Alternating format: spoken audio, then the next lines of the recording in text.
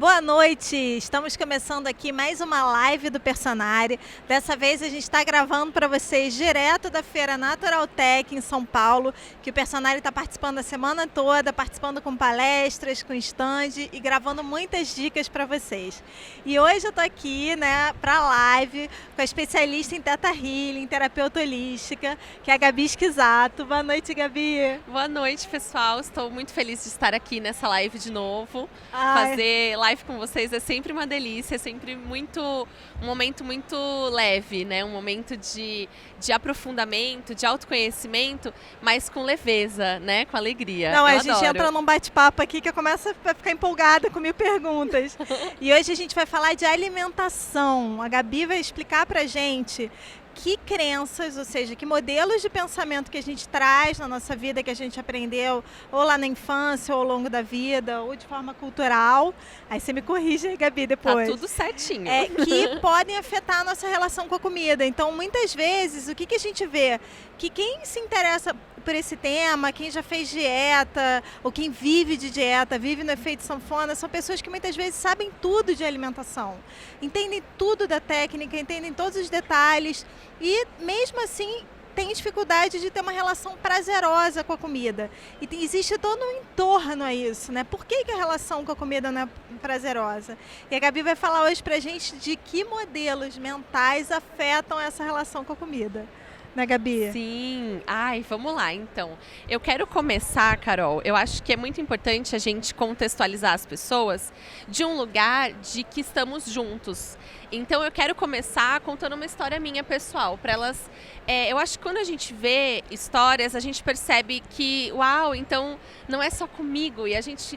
então eu consigo, não é de um lugar tipo, olha, eu nunca passei por nada disso, então eu tô aqui para te falar o que é o sucesso, mas... Eu vou contar para vocês uma história real mesmo, que aconteceu comigo. Há uns 2 anos atrás, eu escolhi fazer um trabalho ayurvédico de detox, porque mesmo, eu não me lembro exatamente porque, era alguma questão de saúde, me indicaram essa médica e eu fui super empolgada para fazer esse tratamento detox. Chegando lá, ela me conscientizou que ele era muito restrito. Era um tratamento com a base calórica muito restrita. Eu ia ficar durante 30 dias sem nenhum tipo de carboidrato, castanhas, nenhum tipo de óleo. Era bem restrito mesmo. E ela me conscientizou que esses primeiros 30 dias precisavam ser assim para o tratamento dela. E eu me lembro de ter chegado na minha casa, ter passado num lugar de orgânicos que tem perto da minha casa, ter comprado tudo que ela pediu, porque eu ia ter que cozinhar muito o mês todo, ia ser muito difícil de eu encontrar aquilo que eu ia comer pronto. E a hora que eu cheguei, arrumei as compras, tomei banho, deitei na minha cama, me veio um medo desesperador de morrer. Eu achei que eu ia morrer de fome. E aí eu parei e conscientemente, isso é um absurdo. Você fala, gente, uma pessoa que tem onde morar, que acabou de fazer uma compra numa loja de orgânicos, que acabou de preparar a sua comida, deitar e ser acometida por esse medo súbito de morrer. Eu falei, meu Deus, será que eu... E pensando, será que eu não posso morrer de fome, de fraqueza durante esses 30 dias? E aí eu comecei a me observar e comecei a ver que nem sempre o que a gente pensa da comida é só nosso. A gente tem a nossa herança genética. Eu ia falar isso, né? Tem um instinto até de sobrevivência que o corpo vive, o metabolismo vive, né? Quando a gente se restringe muito, o metabolismo cai, porque o corpo tenta sobreviver. Então, você já percebe esse instinto de sobrevivência, né? E foi como se eu não tinha nenhuma evidência física de que aquilo ia acontecer. Eu tinha a minha alimentação toda planejada, eu estava sendo acompanhada por vários profissionais, não era por uma só. Então aquilo conscientemente, olhando de um ponto de vista prático, não ia acontecer. Mas o medo, geralmente ele é irracional, né? Veio aquele instinto irracional e aí eu comecei a investigar. E a gente não precisa ir muito longe, né, Carol? Muitos de nós temos avós que participaram da guerra. Não precisa, 2 gerações atrás, sim. né? Então, por exemplo, quando eu vejo pessoas... Hoje você pode até conhecer pessoas que têm essa mania, digamos assim, de estocar comida. E a gente às vezes entra num julgamento. Nossa, mas você mora numa cidade que tem mercado 24 horas, para que vai ficar estocando, estragando essa comida? Mas quando a gente volta 2 gerações atrás, a gente vê uma geração que passou claramente por uma restrição. Meu avô ia na padaria e tinha a quantidade contada de pão que ele podia comprar por pessoa. Mesmo se ele tivesse todo o dinheiro do mundo, ele não podia comprar mais do que, sei lá, 2 pães por pessoa. Então, essa geração, esses traumas, esses medos que eles passaram, por exemplo, em épocas de guerra, ou até mesmo em épocas de escassez de dinheiro para famílias pobres. E da inflação também, né? A gente fazia compra de mês. Tinha que fazer a compra do mês, às vezes para 2 meses. Tem muita gente que tem esse hábito até hoje, né? Tô fazendo a compra do mês. Mesmo tendo mercado 24 horas, sempre vários mercados à disposição. E aí, quando a gente começa a olhar para todas, que não é só o nosso consciente que manda, a gente começa a ter até mais compaixão pelo nosso processo. Porque aí, como você falou no começo, as pessoas que mais lutam com alimentação, com questões de peso, com questões de corpo, elas são experts nos assuntos práticos. Elas sabem às vezes fazer a macro de uma alimentação, né? Sim. Sabe contar as calorias, sabe quais são os nutrientes, elas sabem a parte prática toda. Elas têm todo o conhecimento, só que esse conhecimento, ele tá nos nossos 10, 12% conscientes. E o medo que leva a gente a ter, por exemplo, uma compulsão alimentar, ele não é racional. Ele é totalmente irracional. Então, ele não faz parte do nosso consciente. E aí, investigando, falando, nossa, então, peraí. Por exemplo, uma pessoa que sempre come quando ela fala, agora eu posso pagar, então eu vou comer quanto eu quiser. Muito provavelmente ela veio de uma família que muitas vezes quis comer e não podia. Então, eu poder comer agora e não comer é até uma ofensa para minha família. Como assim, hoje, depois que os meus pais, os meus avós passaram por sacrifícios para, às vezes, pagar uma escola, às vezes, pagar uma faculdade, para que eu pudesse ter essa condição hoje financeira de comprar o que eu quiser comer, eu vou ficar agora economizando em comida, sendo que eles abriram mão por mim? Dá para fazer até uma constelação familiar, né? Nossa, super! Constelação ajuda muito nessas questões, porque chega a ser até uma desonra. Falar, nossa, eles passaram por tudo isso para agora eu ficar aqui passando fome de propósito, cheia de comida na minha geladeira, porque as pessoas já têm a crença de que é só passando fome que se consegue, né? Então eu vou passar fome aqui de propósito, sendo que eles sempre fizeram de tudo para que eu não precisasse passar por isso agora. Então, quando a gente começa a olhar para isso de uma maneira global, né, que é o que mais atrai eu e acho que você e todo mundo que está aqui no personagem da terapia holística, que é isso, olhar para tudo, né? Olhar para o todo. A gente fala no personagem que é o 360, né? A gente é um ser holístico, né? Então, quando a gente começa a olhar para o todo, primeira coisa que acontece, que é fantástico, é sair da frustração. Porque quando a pessoa sabe tudo do prático, ela fica, caramba, eu sei tudo, eu tô colocando tudo em prática e não resolve, ela entra num ciclo de frustração. Quando ela olha e fala, então tem coisas aqui que estão fora do meu controle mental, opa, então eu não preciso estar tão frustrada assim, né? E aí sai e entra na compaixão. E muitas vezes achar que é falta de força de vontade, que isso acaba com as pessoas, assim. Vamos falar disso. Eu vejo muito esse desgaste de achar que é uma falta de força de vontade. Tem, como você está falando, questões ali de família, questões ancestrais, né? Até da infância, né? O que essa pessoa ouviu sobre comida na infância. Quem ela viu se alimentar. Quem cozinhava para ela gostava de cozinhar. Né? A gente às vezes não para pensar isso. O cuidador daquela criança gostava de cozinhar ou cozinhava por obrigação e já mandava esse recado de que cozinhar era uma coisa chata, que a gente só fazia por obrigação? Será que uma coisa muito comum aconteceu comigo. Eu fui uma criança que teve anemia algumas vezes. E aí, eu sou a primeira filha, né? Então, o primeiro filho, ele é sempre muito... Dá mais trabalho. E muito desesperada, né? O terceiro filho, a mãe já sei tudo. Primeiro filho, então toda hora me levava no hospital para tomar soro. E aí, quando eu chegava no hospital, o que eu mais amava era bolacha passatempo. Quem é criança dos anos 90, com certeza é dessa minha turma. Era bolacha passatempo. Só que não tinha toda hora. Mas era sentar no hospital, meu pai chegava com o gibi da Turma da Mônica e um pacote de passatempo. O que a gente cria aí? Uma recompensa. Toda vez que eu tô doente, eu posso comer o que eu gosto. O que o corpo aprende? Quando eu quiser comer o que eu gosto, eu vou ficar doente. Quando eu quiser ler o Gibi da Mônica, aí quando eu tava ótima, saudável, as vitaminas aqui bombando, pai, compra o gibi. Ah, não.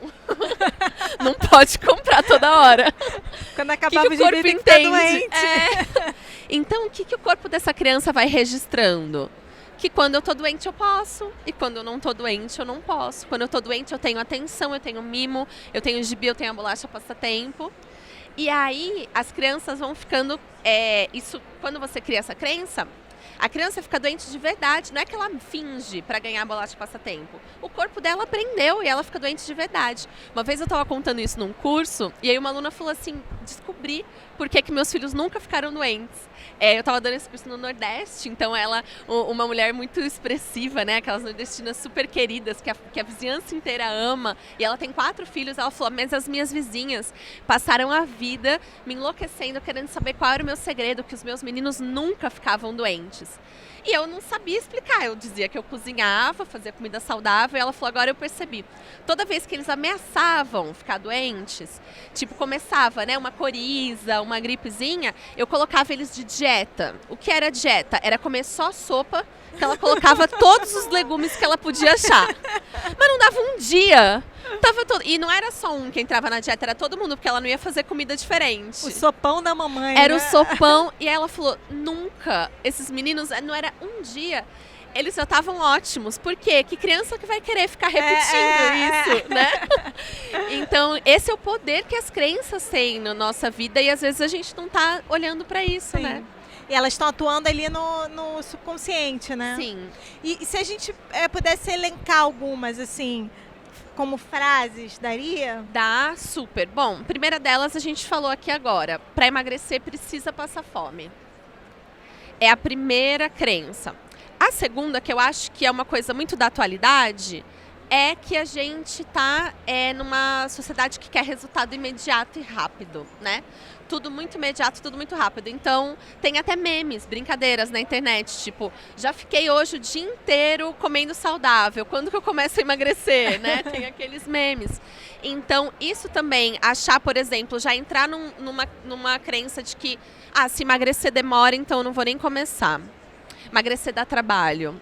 Cozinhar dá trabalho. Tudo isso tem muito a ver com imediatismo, né? Sim. Cozinhar dá trabalho. E eu falo por mim também. Eu também tô sempre me trabalhando. Às vezes a gente acha que a gente está falando de um lugar, né? Não, já resolvi, eu cozinho tudo todos os dias. Não, é um trabalho de autoobservação, né? Então, crenças, vou falar até outras que eu andei percebendo em mim esses dias. De que, outro dia eu descobri a crença de que cozinhar é perder tempo. Olha só. Porque meu marido falou assim pra mim, toda vez que você cozinha, você deixa alguma coisa. Eu coloco uma palestra, alguma coisa, e não pode ser inútil. Tem que ser de trabalho. Então eu coloco algum curso online que eu tô fazendo, alguma palestra, pra eu ouvir enquanto, sei lá, mexo ali o arroz, cozinho. E aí a gente, quando a gente tá no comportamento, a gente não percebe, né? A gente tá inserido. Aí ele trouxe isso pra mim de fora. Ele falou, mas por que, né? Esse computador aqui na cozinha, fazendo curso, fazendo palestra. E aí eu fui investigar, falei, vamos ver por quê, né? Comecei uma auto-investigação, fazer igual investigação policial, fazer perguntas pra mim, né? E eu cheguei na crença que cozinhar era perder tempo. Então, já que eu ia cozinhar, que eu tivesse pelo menos outra coisa mental fazendo ali. alguma coisa útil, como se não fosse útil. Porque até se a gente for falar de crenças da sociedade, é um trabalho menosprezado, né? Um cozinheiro. Sim, total, né? total. Então, eu brinco que, né, tem aquela questão, né, que com toda razão, né, lugar de mulher é na cozinha. Eu falo lugar de mulher não, lugar da família inteira na cozinha. Todo mundo tem que ir pra cozinha. Tá lá. Eu cozinho com meus filhos, com meu marido, cada um tem a sua especialidade. Porque, assim, aí você falou, cozinhar, na verdade, é se nutrir, e você deixa de depender de alguém ou de uma comida, né, de fora, de uma comida rápida que você nem sabe como que foi feita, para você se nutrir. Então, é uma independência e uma qualidade de alimentação que você tem. Eu falo que é lugar da família inteira. Tinha que ter, inclusive, aquele estilo de cozinha americana, né? Que já senta todo mundo em volta e tal. Que todo mundo participa, então, né? Mas cozinhar é perder tempo. Muita gente deve ter E essa se a gente crença. for até um pouquinho mais longe, Carol, se a gente, no Theta Healing, a gente chama esse processo de digging, que é a gente ir cavando, né? Digging, de escavação. e cavando a crença raiz. Cheguei nessa crença, cozinhar é perder tempo. Ainda tem, eu posso cavar mais. Eu posso chegar numa crença, por exemplo, de que cuidar de mim é perder tempo. Porque cozinhar é perder tempo. Então tá bom, se tem aqui alguma coisa, algum registro meu me dizendo que enquanto eu tô aqui na cozinha eu devia estar fazendo alguma coisa produtiva, alguma coisa, Sim. né? Devia estar produzindo alguma coisa. Então, se cozinhar é um ato de autocuidado, logo eu posso ir um pouquinho mais fundo e chegar no se cuidar é perder tempo. Porque, inclusive, principalmente as mulheres, né, tem muito essa crença da cuidadora. Tenho que cuidar de tudo e de todos. E quando eu tô cuidando de mim, eu tô perdendo tempo. Porque eu devia estar cuidando mesmo. Era, no meu caso ali, assistindo palestra dos meus clientes, dos meus alunos, né? No meu caso que não tenho filhos. Uma mulher que tem filhos poderia colocar os filhos do trabalho. E aí, porque não, isso aqui é perder tempo. Então, uma crença, assim, super comum. E aí, Gabi, tem outras crenças além dessas? Me veio uma aqui, que quando a comida é saudável não é gostosa. Ai, super. Que comida boa tem que necessariamente ser uma comida, né, que é aquela do dia da fuga. Ou o dia do lixo, que eu acho o fim do mundo, chamar comida de lixo, né? O dia do lixo. Ou gordice, que também já entra naquele espaço do preconceito, né? Já entra num espaço de bullying. Ou aquela comida do dia que tem a comida que pode e a comida que não pode. E a comida gostosa, ela tem que ser né, cheia de gordura, cheia de açúcar, que não tem como ser gostoso. As pessoas às vezes olham e falam assim, isso aqui tá muito saudável para ser gostoso. Essa é crença. Super, é uma crença, porque, nossa, uma comida bem preparada, né?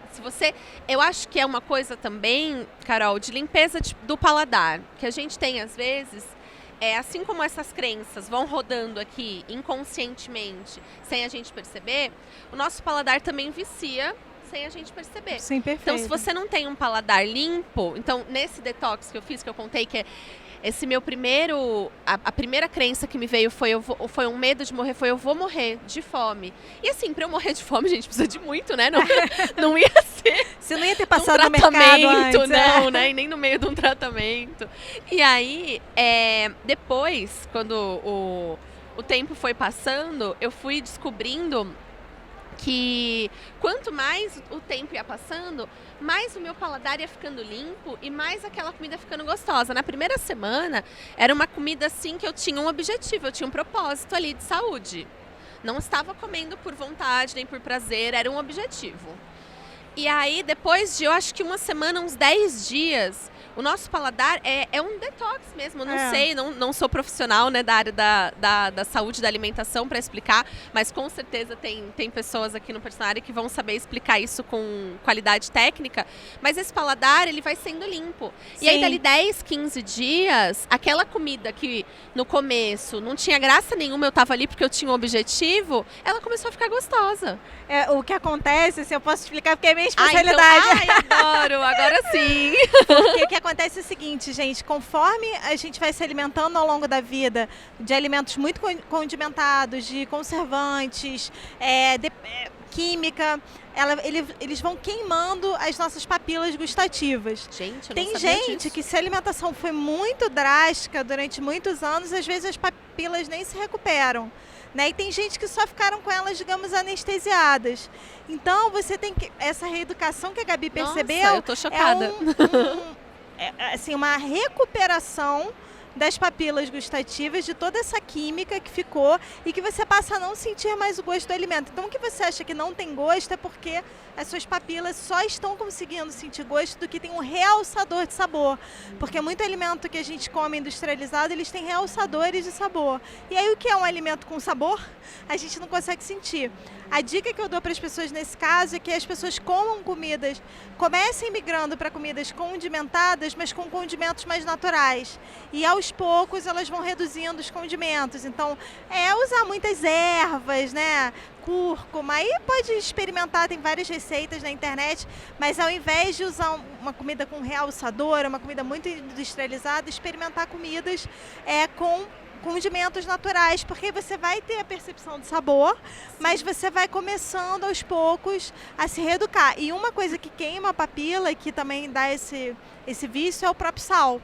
Então, Então, sal é uma coisa que a gente se acostuma e também desacostuma. Você vai reduzindo aos poucos. A cada refeição, botar um pouquinho menos e tal. Sim, e aí a gente também entra nas crenças que podem, eu acho que a gente pode falar um pouquinho das crenças que podem fortalecer esse processo. Legal. Que foi o que eu fiz. No começo, foi muito desesperador. Eu acho que nesses 30 dias, aí uns 2 dias eu chorei. Sentei e chorei. Sabe assim, provavelmente na semana da TPM, mas chorei. Porque um mês, né? A mulher em um mês, ela passa por um ciclo completo, né? Sim. Então, muito provavelmente foi nessa parte do meu ciclo aí da TPM que eu sentei e chorei. Achei que eu não ia conseguir, mas eu consegui. E aí, eu acho que crenças que atrapalham. Primeiro eu vou falar das que atrapalham.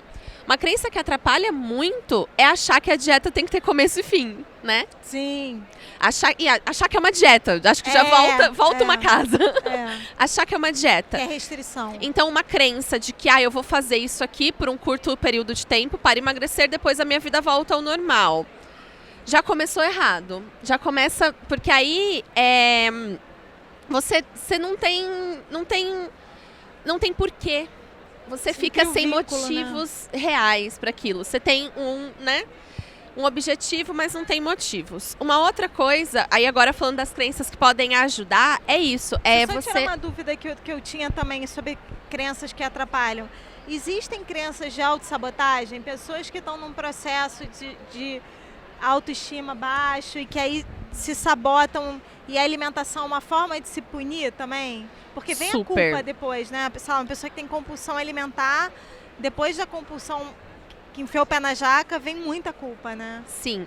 Eu acho que tem 2 coisas pra gente falar importante disso. Uma é que no Theta Healing a gente aprende que assim como a gente vicia em alimentos ou em substâncias químicas, nossas células também viciam em emoções. E é científico mesmo, os nossos receptores hormonais, eles viciam. Então, mesmo que sentir culpa seja ruim, mesmo que sentir raiva seja ruim, a pessoa cria situações para sentir aquilo porque ela está viciada. Perfeito. Então, um ponto é esse. Um outro ponto são as crenças que não tem nada a ver com alimentação e que tem tudo a ver com alimentação. Por exemplo, vamos supor uma mulher que ela tem a crença de que ela só é atraente se ela for magra. Essa é uma crença. Porque as crenças, elas afetam a nossa vida não somente de uma única maneira, mas às vezes é uma equação de crenças. Vamos fazer uma equação. Crença 1. Eu só sou atraente se eu estiver magra. Aí ela passou por um processo, por exemplo, de uma separação, onde ela ficou muito machucada, muito magoada, e ela não quer se relacionar de novo agora. Só que a crença 2 dela é que ela não sabe pôr limites e ela não sabe dizer não. Então, ela é aquela pessoa que está sempre fazendo, dando, e ela tem uma dificuldade enorme de pôr limite e dizer não. Quando a gente faz essa equação, eu só sou atraente quando eu sou magra, não quero entrar num relacionamento agora porque eu estou muito machucada, e eu não sei pôr limite e dizer não, o que eu vou fazer? Eu vou engordar para que eles nem cheguem até mim. Já virou uma equação um pouco mais complexa, mas então eu engordo, assim... Como eu acho que eu só sou atraente magra, os homens não vão se sentir atraídos por mim, assim eu não vou ter que dizer não e eu posso viver esse meu luto do meu último relacionamento em paz. Tudo isso inconsciente, a gente nem percebe, totalmente, né? É 88% a 92% inconscientes. E aí ela chega na sessão, e aí provavelmente é essa pessoa que está sofrendo na força de vontade, porque ela quer muito. E ela chega, ela fala, Gabriela ou Carol, eu tenho muita força de vontade, eu tô fazendo tudo que a nutricionista pediu, eu tô seguindo direitinho, por que eu não consigo? Porque o inconsciente dela tá lá, liberando toxina no sangue, retendo líquido, fazendo de tudo para ela não emagrecer, porque ele fala, pelo amor de Deus, se você emagrecer, os homens vão vir até você não sabe dizer não, você vai se machucar de novo. Então, já é uma equação um pouco mais complexa, mas que é muito comum. Acontece super. Nossa, muito desgastante. Sim. E aí a questão da autossabotagem também, de se punir, existe? Sim, a punição, sim. Até tem uma crença, você pode testar, tem pessoas que têm essa crença de que eu me puno com a comida. Tem gente que tem, eu me puno com drogas, me puno com álcool, me puno com alguma outra coisa. E isso vem muito da crença de que eu preciso de punição, já começa ali, né? Eu preciso ser punido de alguma maneira. E isso pode ser da infância, pode ser de algum tipo de religião que ela já frequentou, muito focada na punição. Mas geralmente vem da infância, aquela história do castigo. Porque se eu aprendi que quando eu fazia alguma coisa errada, Minha mãe me deixava de castigo para que eu pudesse aprender. Qual que é o único jeito que eu aprendo? Ficando de castigo. Então, se eu tô achando que eu tô precisando aprender alguma coisa na vida, eu vou me colocar de castigo. Então, aí tem duas vertentes. Ou ela se coloca de castigo, se privando de tudo aquilo que ela gosta. E aí, às vezes, ela até alcança o objetivo, nem sempre, mas às vezes ela até alcança o objetivo de ter o corpo que ela quer, mas na base de muita punição. Ou ela se pune, não vai ter corpo que quer nenhum, porque você não tá merecendo. Então ela vai pro outro caminho, do se pune com o excesso. Ou ela se pune com a falta, ou ela se pune com o excesso. Isso geralmente é raiz da infância, uma raiz da infância. Porque a mãe também poderia, além dessa punição do ficar de castigo, tem muita mãe que usa a comida como moeda de troca, né? Sim. Foi bem, você tirou 10 na escola, eu vou fazer a comida que você gosta. Ai, não gostou, vai comer esse brócolis. Isso lá em casa, meu marido fica, posso oferecer? Não, não pode, comida não é prêmio. Comida não é prêmio. Até no Theta Healing tem um curso que chama Manifestação e Abundância, que a gente fala sobre dinheiro. E aí uma das dicas que a fundadora ensina a gente a fazer é, de vez em quando se dá um presente, e aí tá entre parênteses na apostila, comida não é presente. Que é maravilhoso. Eu penso assim, dá um programa, vamos fazer um programa, a criança vai escolher o programa, o dia, né, inteiro, porque já escolhem, mas faz o dia inteiro. Já que a gente está falando de criança, queria falar sobre essa história da alimentação em excesso da criança.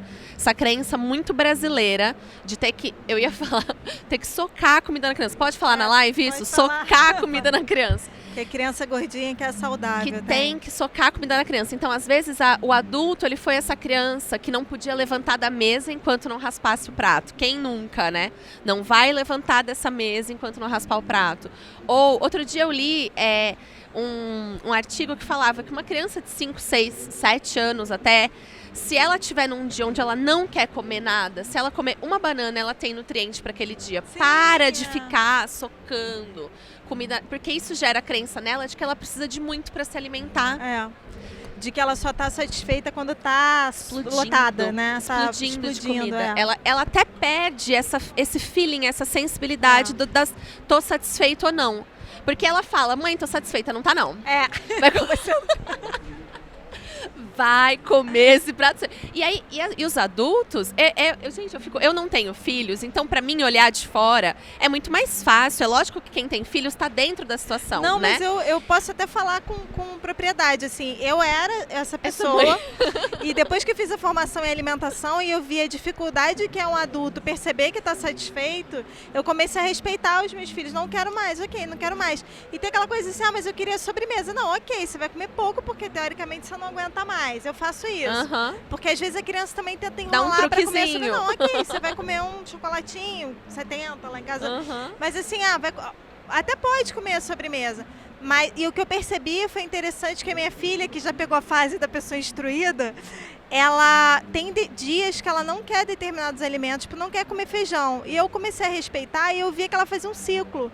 Então ela fica um dia, 2 dias sem comer feijão, depois tem dia que ela quer comer feijão no café da manhã. E eu deixo, porque ela está entrando em contato com o nutriente que o corpo dela está precisando, ela está me dizendo. E a gente ignora, não pode feijão de manhã no café da manhã, você pode comer uma fruta. Por quê? Ela quer feijão. Qual é, né? Quem disse? Quem disse. Ela quer feijão frio, ok. Ela quer feijão frio. Então, e eu percebi que ela não fica sem aquele nutriente, ela pede. O meu mais velho, que eu atrapalhei no início, ele já não tem tanto isso, é uma coisa que eu estou trabalhando nele.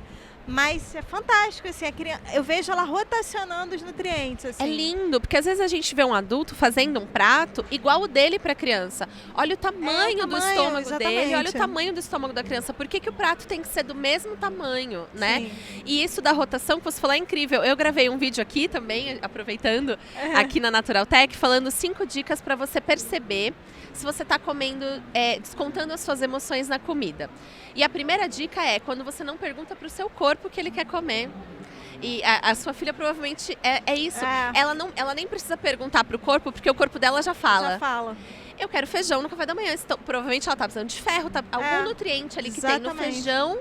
Aquele dia está fazendo falta. No dia que não está fazendo falta, ela não sente vontade. É isso. Ai, nossa, isso é mágico, é lindo. E aí eu fiquei me culpando pelo outro, mas ok, né? Aí a gente depois trabalha as crenças das mães.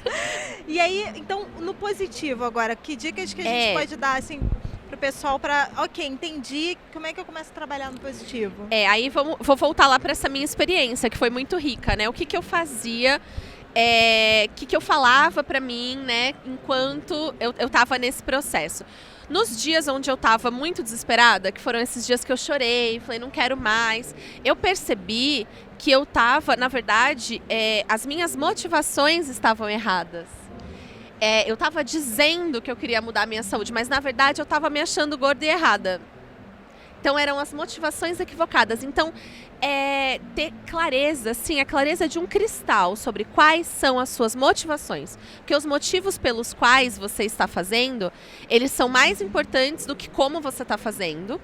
E como você está fazendo é mais importante do que o que você está fazendo. E às vezes a gente foca só no quê. O quê? Devo comer melhor. É só o quê? Aí o como é você acrescentar essa coisa gostosa. Então é você colocar os temperos, é você acrescentar um momento gostoso na hora de se alimentar, na hora de fazer a comida. E o motivo ainda é mais importante do que o como. Por que eu estou fazendo isso? É porque eu estou me achando gorda e inadequada? Ou é porque eu quero ter mais saúde? Ou eu estou falando que eu quero ter mais saúde que eu estou querendo enganar para inglês ver? Então, a motivação, ela tem que ser verdadeira. Eu acho que a maior dica que eu posso dar nessa live é: enquanto a motivação for fora, não vai dar certo. Enquanto a motivação foi porque alguém me falou, não tem força de vontade que nasça no âmago de uma pessoa para ela fazer algo que é para o outro e que não é para ela. Porque o seu espírito, a sua alma, que a gente pode falar, né, nesses termos, eu amo. Seu espírito, a sua alma, a sua energia não vai aceitar você fazer isso só por outra pessoa. Você vai ter que ter um motivo um pouquinho maior. Porque se for pelo outro, na primeira dificuldade você desiste. No primeiro choro, que eu não aguento mais comer essas coisas porque eu ainda não fiz esse detox, eu ainda não estou sentindo gosto, você desiste, porque seu motivo é fraquinho. Agora, se o seu motivo é forte, é real, é por mim, é porque eu quero. Se quiser emagrecer, é ótimo querer emagrecer, mas é por mim. Não é pelo outro, não é porque me falaram, não é porque nas fotos, não é por mim. Quando é pela gente, aí a gente tem um motivo forte o suficiente e aí a gente consegue suportar quando tiver algum empecilho, quando tiver alguma dificuldade, porque é um processo. E encarar como um processo também. É um processo, não é agora, não é hoje. Vai ter dias que você vai querer morrer, às vezes acontece. E vai ter dias que você vai comemorar muito. Então, olhar isso como um processo cíclico, né? Não olhar como uma reta que vai de um ponto a outro, mas uma espiral. Sobe, aí às vezes, ai meu Deus, quero morrer. Ai, que alegria, como é bom estar vivo. Ai meu Deus, que difícil. Ai, como tá fácil. E aí a gente vai nessa espiral, E né? sabendo que é uma espiral, a gente não se desespera na hora Porque que não... logo tá chegando a volta, vai né? passar, Não, isso é sensacional. Então, assim, quer dizer, a pessoa tem que ter uma motivação real que seja dela, tem que ter prazer no processo, né? Ser gostoso, autocarinho, né? E que dicas finais a gente pode deixar para quem percebeu, conforme você foi falando, percebeu que tem uma crença, nossa, eu fui essa criança, ou essa crença eu tenho muito forte. O que ela pode fazer agora para começar a quebrar isso, além das dicas que você já deu? Ótimo. Então, a primeira coisa é a gente parar de usar a comida como única fonte de prazer. Eu acho que é começar a abrir novas frentes. Então, já tá bom. Então, eu não quero começar a comer saudável, porque eu percebi que eu tenho a crença de que a comida saudável é ruim e só a comida gordurosa, enfim, me dá prazer. Tá, então ao invés da gente tentar lutar, eu sempre acho que é muito mais fácil a gente abrir outras frentes. Então, vamos abrir novas frentes de prazer. Onde mais na minha vida eu posso sentir prazer, me divertir, que eu não fique tão dependente desses momentos para isso. Então, abrir essas novas frentes e criar um relacionamento. E se essa pessoa que está assistindo for casada, tiver um namorado ou uma namorada, já sabe que relacionamento é construção, né? Então, vamos supor que você vai ter que começar esse relacionamento do zero. Se o seu relacionamento com a comida tá ruim, você provavelmente está cheio de ressentimento dela e ela de você. Você tá cheio de culpa, tá com ranço, tá com aquele... Então, como que começa um relacionamento? A gente já começa casando? Não, a gente começa paquera. Então, começa a paquerar outros tipos de comida. Começa a flertar, né? Vai fazendo flerte, aí começou, aí vai ficando, opa, tô gostando disso aqui, acho que eu vou querer engatar um namoro. Aí engata enxergando como um relacionamento, que não é uma coisa que hoje você não vai acordar amanhã com total intimidade com a comida se você foi essa criança que viveu tudo que a gente falou, assim como eu fui. Então, é um processo de relacionamento. Então, se lembra de quando você começou o seu relacionamento, lembra que não era assim. Primeiro você deu o telefone, aí, por exemplo, tinha que perguntar, posso te ligar? Não simplesmente ligava. Hoje, meu marido, a hora que eu quiser ligar, eu ligo, porque a gente já tem intimidade.